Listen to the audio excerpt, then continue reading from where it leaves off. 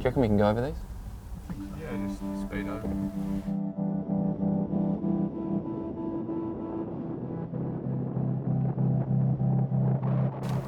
I'll just park here. Hang on, just jump back in. Oh, sorry. Just so I don't block this cop.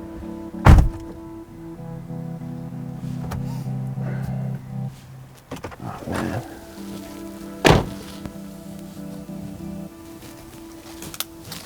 That's not what that means. This has the potential for 200 plus acres in the next 20 minutes. We have a potential for structures being threatened in the next 20 minutes. We didn't pack anything. Like, we literally I was in a meeting, my wife called me, she's like, dude, 5 fire trucks just went past.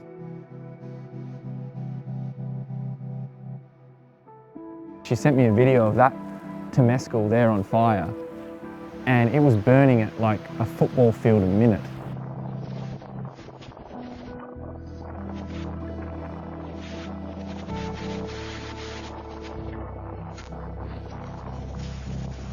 It was like insane. Like, I watched it there, and by the time I got to my back door, it was there, and then it was just like, and the wind started to pick up, and then I knew we're in trouble. I've got goosebumps telling the story. I've got goosebumps hearing it. And I looked at her and I said, oh my God, like this is real. It was about 4:30, 5 o'clock, and there was just people everywhere, and I said, we gotta go. So we didn't pack anything, and you kind of look back, and you're like, I'll see you tomorrow. So I grabbed one shirt.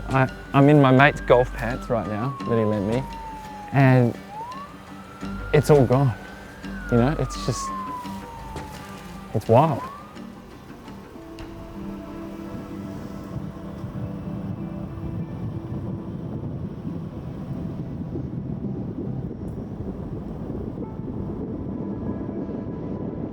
We've been here 3 years in this home. Like, my neighbour Chris sent me a message before just saying, like, it was a thing of my son's teddy, and he's like, I found this, I've just broken down, and then I'm crying and he's, you know, crying. It's just, you just go through these. No one should experience this in their lifetime. I mean, you guys poured your heart and soul into this, didn't you? We did. What breaks my heart is, like, you guys are self-made. You've just worked your absolute arse off to get here, to have this life. You know, Yeah. I know how much it's taken. Yeah, and I started my business in my parents' garage. My parents had me at 20 and 19. I'm an only child.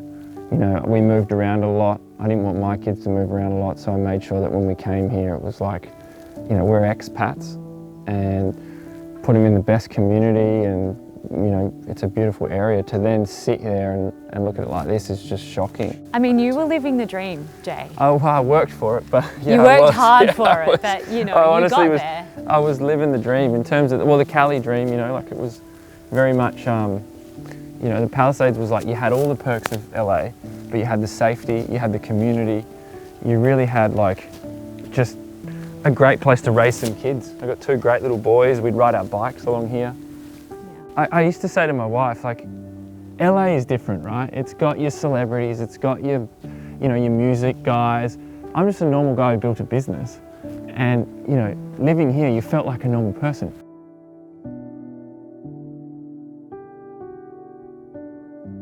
My stomach is just sinking. I bought myself a nice car. It was in the garage. I'd got the kids to safety. We stealthed in. My neighbour texted me and said, how do we get out? And I'm like, Chris, this way. We got Chris, the neighbour, and you hear this like almost a burnout noise as I'm like going through. My neighbour Omar's house is fully on fire, and his wife had a baby yesterday, and I thankfully saved that vehicle, which I'll be selling now. But you know, at the end of the day, I just got to laugh, Ash, honestly, because that's the only way I can get through it.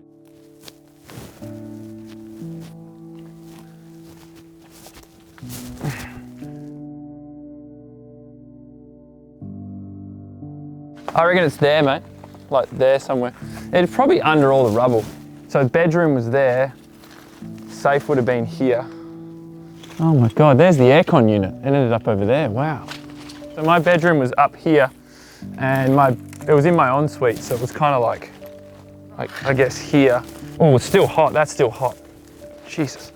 So the safe might be a bit ambitious, right? Because it might be buried. Yeah, We'll get it though, I'll get it. How's my neighbour's place? Fully Wow.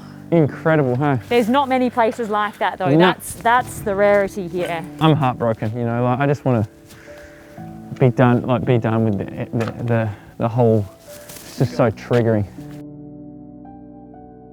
That's Starbucks right there, but like the actual, how beautiful the arches are. Like this village was just, it was honestly a little paradiso. This place is in ruins. Doesn't matter which direction you look, there is destruction everywhere. And we're talking about one of America's most prized postcodes. There's a lot of families right now wondering if they'll even bother trying to rebuild here. It was only 6 months ago California sweltered through its hottest month on record. That's when insurers started cancelling plans, leaving thousands of these homeowners without cover. Most of my neighbours don't have insurance. And you guys aren't fully We're insured. low on cover, like we're super low on cover, so this is gonna financially set me back a lot. But you don't even care now, you're in a state where you're just like, you know what, I need to get my boys into a school where they feel comfortable, and that's all I care about. I feel like something like this is going to change the entire landscape, because if they stopped insuring people after Malibu, imagine how many, I mean, it might be absolutely impossible to get insurance after this. And that's what I'm worried about. What do I do with this land? I got rubble now. You know, I have mortgages like everyone else, and who's going to be able to, you know, buy that land off me if we decide to head back to Australia? We're deciding whether we're going to go to a different part of America. Like, what do we do, and how does the next person have a life in the Palisades? Like, what does that look like? I think for us, we're going to go back to Australia and sort of reset a little bit. I need to see mum and dad. You know, I need to get my kids around Nan and Pop, you know, get back to my support network here. And I just feel like the dream's on park for the moment, but you know, you just come back bigger and stronger, and you know, this is too much of a beautiful place to not be back one day.